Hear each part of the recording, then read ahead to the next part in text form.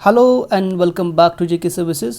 इस वीडियो में आपके साथ एक इम्पॉर्टेंट अपडेट शेयर करूंगा जो कि सर्विस सिलेक्शन बोर्ड का है, that is related to second phase of class fourth appointments.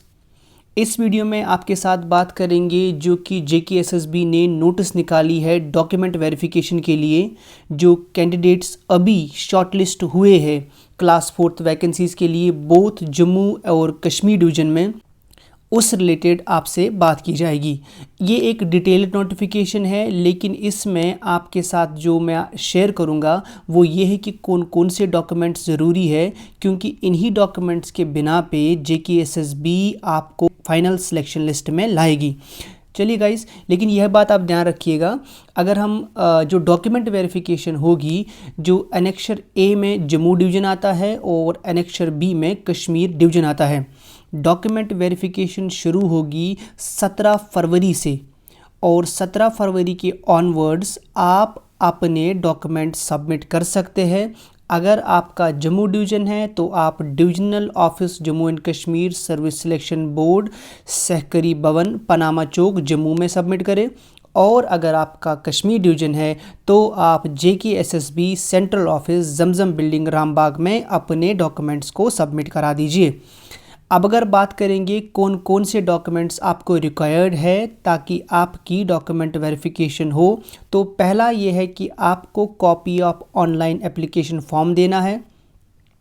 इसके अलावा आपकी डीओबी सर्टिफिकेट होनी चाहिए, 10th का डिप्लोमा, उसमें भी आपका डेट ऑफ बर्थ मेंशन होता है, या आपकी 10th की मार्क्स सर्टिफिकेट, उसमें भी आपका डेट ऑफ बर्थ मेंशन होता है।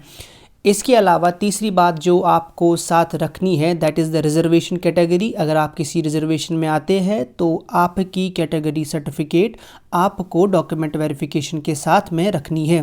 Fourth thing is the domicile certificate. Domicile certificate भी आपको डॉक्यूमेंट वेरिफिकेशन के साथ रखनी है।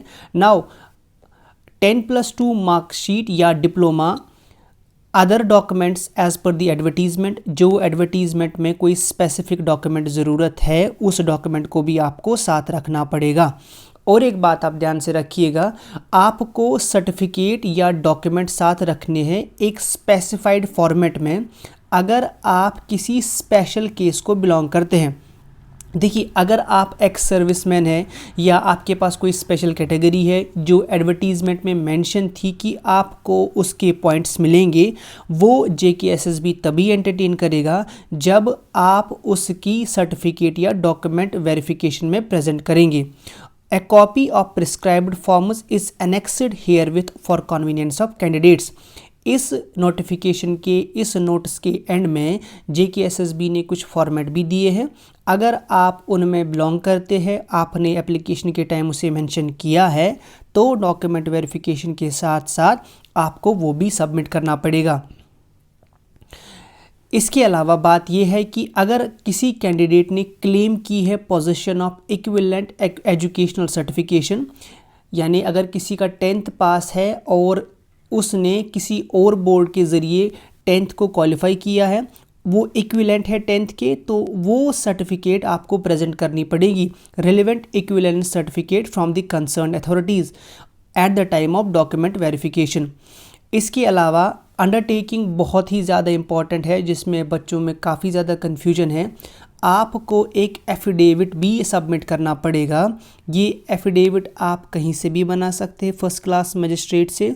उस एफिडेविट में आपको क्या लिखना है कि आपकी मिनिमम क्वालिफ़िकेशन जो है वो 10th है और मैक्सिमम क्वालिफ़िकेशन 10+2 है। ये भी आपको उसमें मेंशन करना है कि कैंडिडेट के पास कोई भी हायर क्वालिफ़िकेशन नहीं है।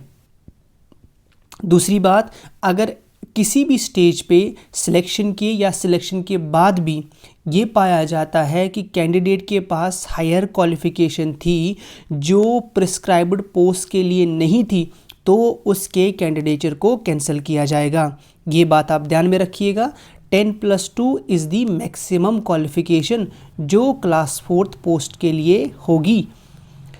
लेकिन यहाँ पे एक बात और जेकेएसएसबी ने मेंशन की है कि जो कट ऑफ डेट है for acquiring the qualification shall be 28 of August 2020।